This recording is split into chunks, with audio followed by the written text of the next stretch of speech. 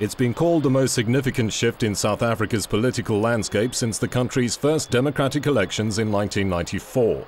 Outraged by the controversial recall of President Thabo Mbeki by the governing African National Congress, several of the party's stalwarts have split from its ranks to form their own movement. Many of them were entrenched in Mbeki's inner circle and made no secret of their unhappiness when he was driven from office by his own party in September. Eyewitness News understands that Mosiuoa Lekota's new party is going to announce its new name this evening. It's understood that Mosiuoa Lekota's party is going to announce its name in Cape Town this evening. Chief dissenter is Mosiuoa Lekota. Having recently served as the ANC's chairman, few would have anticipated he'd be one of the first to break ranks. The arrogance with which the leadership of the ANC or individuals within that leadership have spoken has rubbed members of the public in this country the very wrong way, very seriously so.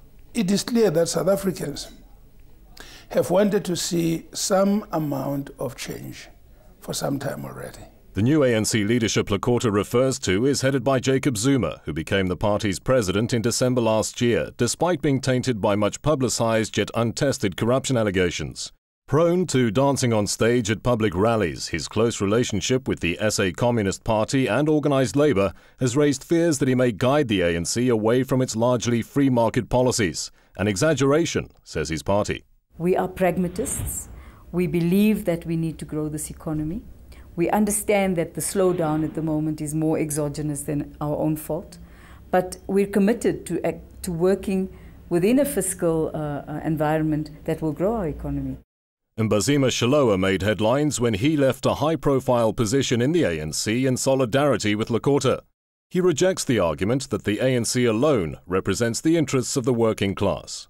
For me, I differentiate between the fact that there would be people who believe that workers cannot support any other party other than the ANC.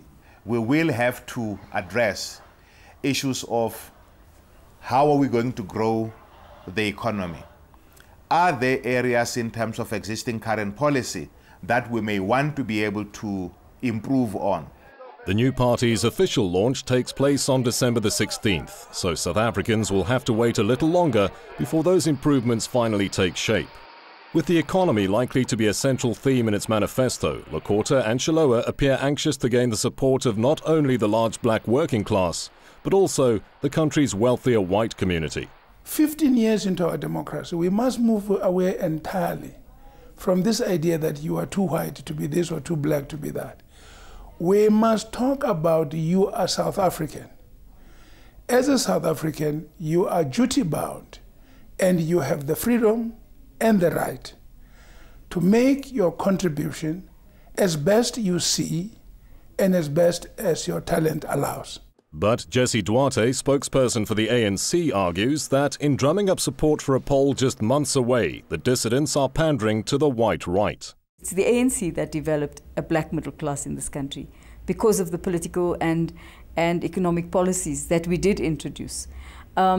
We find that they have made some inroads into the black middle class, where we had some support, but not much.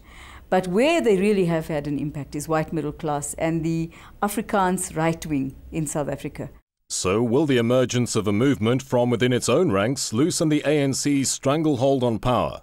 Political analyst Stephen Friedman doesn't think so.